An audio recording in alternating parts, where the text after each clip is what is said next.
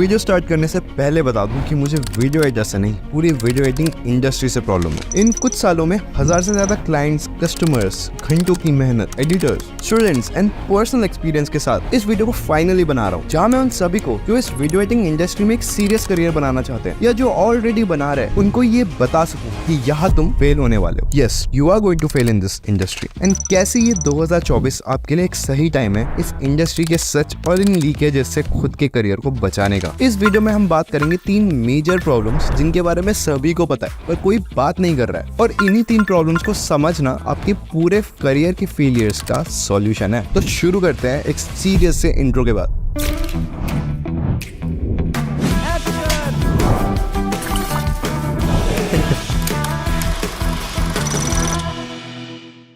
Problem number 1, एक creative education system की कमी। एक स्टूडेंट को स्कूल में ही जब बड़ा डॉक्टर बनना होता है तो क्या करेगा, क्या क्या एक्शन स्टेप्स लेने, कितना बड़ा करियर बना सकता है, फ्यूचर की नॉलेज, गेम प्लान और प्लानिंग उसको स्कूल से ही, करियर काउंसलिंग से ही या फिर यूट्यूब में भी स्टेप बाय स्टेप समझा दिया होता है। प्लेसमेंट से लेकर उसके सपनों तक का रास्ता पूरा क्लियर होता है। तुम्हारी फैमिली में किसी को IIM या टेस्ट की तैयारी करनी है या MBA तैयारी करनी है, उनकी प्लेसमेंट से लेकर सिक्योरिटी तक सब सपोर्ट होता है। जैसे टेस्ट जैसे कॉलेज के एवरेज पर एनम के पैकेजेस स्टार्ट होते हैं 30 लाख, 40 लाख, 50 लाख, तो वो सिक्योर रहता है। मतलब एवरेज से एवरेज बच्चा भी 30 लाख पर साल का कमा ही लेता है। 30 लाख साल का, समझ रहे हो? एक फ्रीलांसर या फिर एक एजेंसी ओनर, बड़े से बड़े फ्रीलांसर्स भी इतना नहीं कमा पाते, और एजेंसी ओनर्स के तो प्रॉफिट रेशियो रेवेन्यू से बहुत ही कम हो जाता है। पर ऐसा क्यों? क्या एडिटिंग इंडस्ट्री में डिमांड नहीं? क्या वीडियोस का कोई यूज नहीं? तुम्हें क्या लगता है इंजीनियर्स, डॉक्टर्स, MBA करने वालों के साथ क्या प्रॉब्लम नहीं है जो यहाँ पे है? क्रिएटिव आर्टिस्ट के लिए कोई एजुकेशन सिस्टम ही नहीं है। जरा खुद अपने आसपास देखो, एडिटिंग सिखाने के लिए, एनिमेशन सिखाने के लिए हजारों कोर्सेस है। नॉट जस्ट कोर्सेस, इंस्टीट्यूट से लेकर BSc तक सब कुछ अवेलेबल है। तो सारे इंस्टीट्यूट इस करियर में ब्राइट फ्यूचर के बड़े बड़े प्रॉमिस कर देते हैं आपको बेचने के लिए, बट कोई भी गारंटी नहीं दे सकता कि यही होना है। और अगर इंस्टीट्यूट्स की भी बात करूं तो हर कोई अपने अपने तरीके से सिखा रहा है। कुछ इंस्टीट्यूट सिर्फ सॉफ्टवेयर में फोकस कर रहे हैं, कुछ सिर्फ फिल्म एजुकेशन में फोकस कर रहे हैं और कुछ सिर्फ यूट्यूब और कंटेंट क्रिएशन में। पर आपको अगर इस पूरे इंडस्ट्री का बेस्ट यूज केस समझना है तो आपको माइक्रो निशेस में अपनी अथॉरिटी सेट करने से लेकर विजुअल कम्युनिकेशन, बिजनेस डेवलपमेंट तक सब कुछ 100% ऑप्टिमाइज यूज केस के साथ समझाना पड़ेगा। अब तुम्हें कोई ऐसा इंस्टीट्यूट या एजुकेशन सिस्टम पता है तो कमेंट करके जरूर बताओ। और जब मैं माइक्रो निशेस की बात कर रहा हूँ तो वो 11 पॉपुलर निशेस की बात नहीं कर रहा जो मैंने इस वाली वीडियो में बताया था, क्योंकि इसमें तो सिर्फ 11 पॉपुलर निशेस की बात हुई थी। रियल में हम वीडियो एडिटर्स के लिए 100, 200, 300 से ज्यादा निशेस है, और यही पे हमारा नेक्स्ट प्रॉब्लम स्टार्ट होता है। Niches are in red oceans. जैसे मैंने बताया 300 से ज्यादा नीशेस है, और 80% नीशेस के बारे में आर्टिस्ट लोगों को पता ही नहीं होता, इसलिए वहाँ कंपटीशन ना के बराबर होता है। इसलिए 90% एडिटर्स सिर्फ documentaries, music videos, YouTube strategist, Instagram growth strategist, cash cow, wedding जैसी जगह पे ही जा रहे हैं, और फिर बोलते हैं मैं आउटरीच कर रहा हूँ, मैं सब कुछ कर रहा हूँ, पर मुझे क्लाइंट्स नहीं मिल रहे। जरा अपनी वीडियो एडिटिंग इंडस्ट्री को पास से देखने की जगह थोड़ा दूर से देखना सीखो। ये एक वीडियो एडिटिंग इंडस्ट्री नहीं, एक विजुअल कम्युनिकेशन इंडस्ट्री है, जहाँ तुम विजुअली कुछ कम्युनिकेट करने की कोशिश कर रहे हो। चाहे मैं इस वीडियो की बात करूं, चाहे मूवीज की बात करें, चाहे ट्रेनिंग वीडियोस की, चाहे प्रोडक्ट लॉन्च की वीडियोस की, वहाँ कुछ ना कुछ मैसेज कम्युनिकेट हो रहा है, वो सब विजुअल मीडियम के थ्रू। तो दुनिया में सिर्फ 3 ही टाइप के विजुअल कम्युनिकेशन मीडियम्स होते हैं, और दुनिया की सारी नीश और इंडस्ट्री इन्हीं 3 मीडियम्स में आती है। नंबर 1 है इंटरनल कम्युनिकेशन, नंबर 2 है एक्सटर्नल कम्युनिकेशन, और नंबर 3 है प्रोडक्ट कम्युनिकेशन। अभी इसके बारे में हम डिटेल में किसी और वीडियो में बात करेंगे, पर मोटा मोटा इंटरनल कम्युनिकेशन का मतलब है कोई भी वीडियो जहाँ पे तुम अपने इंटरनल टीम के साथ कम्युनिकेट कर रहे हो विजुअल मीडियम से। For example films, web series या टेलीविजन शो में प्री विजुअलाइजेशन, जहाँ पे एनिमेटिक्स, स्टोरी बोर्डिंग, कॉन्सेप्ट आर्टिस्ट जैसी चीजें आ जाती है। ये सभी कुछ टीम के साथ कम्युनिकेशन बनाने के लिए और क्लैरिटी के लिए होती है। टीम के साथ ट्रेनिंग वीडियोस या कोई भी प्री प्रोडक्शन का काम। वहीं पे एक्सटर्नल कम्युनिकेशन का मतलब है तुम एक्सटर्नल कम्युनिकेट कर रहे हो अपनी वीडियोस के थ्रू, चाहे तुम अपनी ऑडियंस से, चाहे तुम अपने कस्टमर से, कोई भी कॉर्पोरेट की एक्सप्लेनर वीडियो या फिर यही यूट्यूब की वीडियो क्यों ना हो, मैं एक्सटर्नली तुमसे कुछ कम्युनिकेट कर रहा हूँ, बात कर रहा हूँ। और प्रोडक्ट कम्युनिकेशन का मतलब है फाइनल प्रोडक्ट, लाइक मूवी। अब चाहे तुम कोई भी प्रोजेक्ट, नीश, गवर्नमेंट, कुछ भी पकड़ लो, सब कुछ घूम फिर के इन्हीं 3 मीडियम्स में आ जाता है। अब फ्यूचर वीडियोस में इसमें डिटेल में बात करेंगे, पर अभी के लिए मैंने एक शीट बना दी है जो उसको तुम फ्री में यूज कर सकते हो, और किसी भी इंडस्ट्री को पिक करके अपनी स्पेशलाइजेशन पकड़ सकते हो, जहाँ पे ना के बराबर कॉम्पिटिशन है। लिटरली उन लोगों को लग रहा है कि दुनिया में एडिटर्स या विजुअल कम्युनिकेशन के लोग एग्जिस्ट ही नहीं करते। अब तुम विजुअल कम्युनिकेशन की बात अगर अच्छे से समझो तो एक्चुअली इसका मतलब होता है मार्केटिंग, और यही पे सबसे बड़ी प्रॉब्लम है कि तुम अगर नई निशेस में काम मिल भी गया, प्रोजेक्ट्स मिल भी गए, तब भी तुम कम पैसों में ही लड़ाई करते रहोगे, because video editors are labours and visual communicators are not,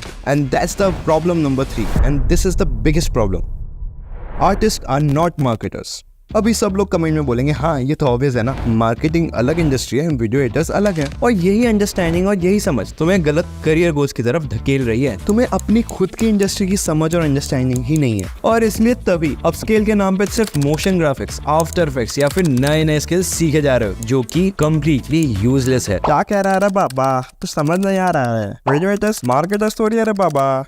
अभी जो मैं बताने वाला हूँ वो शायद ही किसी ने बताया हो, तो जरा ध्यान से सुनना, ध्यान से। मार्केटर का मतलब ये नहीं कि तुम आउटरीच कर रहे हो, ईमेल कर रहे हो, क्लाइंट्स को ढूंढने की कोशिश कर रहे हो, बल्कि अगर तुम अपनी इंडस्ट्री को ध्यान से देखो, इस विजुअल कम्युनिकेशन इंडस्ट्री में जितनी भी माइक्रो निशेस, पॉपुलर निशेस, सब कुछ में सबका मेन पर्पस क्या है? वो सभी एक मार्केटिंग वीडियो है। चाहे तुम रील्स बना रहे हो, कंटेंट बना रहे हो, या फिर एडवर्टाइजमेंट, गवर्नमेंट के लिए कोई डॉक्यूमेंट्री हो, या फिर किसी मूवी का ट्रेलर, इवन ग्राफिक डिजाइनिंग में भी ब्रांडिंग बड़ा पार्ट है। एक एग्जांपल लेते हैं, जब एनिमल मूवी का अनाउंसमेंट हुआ तो उसकी हाइप ठीक ठाक थी, मतलब एक मूवी आने वाली है नॉर्मल। पर मूवी के एक हफ्ते पहले जब उसका ट्रेलर रिलीज हुआ, वो पापा वाला, जिसमें वो पापा वाली स्टोरी लाइन ने हाइप को 1000 गुना बढ़ा दिया, और उस ट्रेलर की वजह से मूवी सुपर हिट हो गई। और अगर तुम ध्यान से याद करोगे तो वो ट्रेलर का कट मूवी के कट से भी बेटर था। उस ट्रेलर के कट में अलग ही मूवी दिख रही थी। तो उस ट्रेलर एडिटर का काम ये नहीं था कि ट्रेलर को अच्छा काटूंगा, बल्कि यही था कि मूवी की हाइप को जनरेट करना। सेम तरीके से अगर मुझे कोई कोर्स या कुछ प्रोडक्ट सेल करना है तो मैं इसी वीडियो के थ्रू करूंगा जिसको तुम अभी देख रहे हो। तो इस वीडियो का पर्पस एक्चुअली रेवेन्यू जनरेट करना ही हो जाएगा। कोई ना कोई चीज सेल करना होगा, चाहे मोशन ग्राफिक्स डाल के मैं इसका वॉच टाइम सेल करने का पर्पस फुलफिल करूं, या थंबनेल और टाइटल की हेल्प से मैं इसके CTR को सेल करने की पर्पस को करूं। तो एंड ऑफ द डे इस वीडियो का या ट्रेलर का पर्पस क्या हुआ? कुछ ना कुछ मार्केट करना, सेल करना। लास्ट वीडियो में मैंने बताया था कि कैसे प्रॉब्लम को सोचो, प्रॉब्लम को चेज करो। उसी तरीके से एज अ विजुअल कम्युनिकेटर तुम एक लेबर नहीं, मार्केट को पोजीशन करो एज अ प्रॉब्लम सॉल्वर, और इसी तरीके से कितनी सारी प्रॉब्लम्स निकल आएगी जो एज अ मार्केटर तुम सॉल्व कर सकते हो अपनी ही विजुअल कम्युनिकेशन के मीडियम से। और मैं बिजनेस की या फ्रीलांसिंग की नहीं, चाहे तुम्हें जॉब चाहिए, चाहे तुम्हें क्लाइंट्स चाहिए, इस बिजनेस वर्ल्ड में बहुत सारी प्रॉब्लम्स है, like lead generation, nurturing leads to increase conversions, increase refunds, ensuring that you minimise the refunds, referrals को बढ़ाना, एम्प्लॉय ब्रांडिंग को बढ़ाना जिससे एम्प्लॉय की ट्रेनिंग और सॉलिड हो और ब्रांडिंग ज्यादा हो,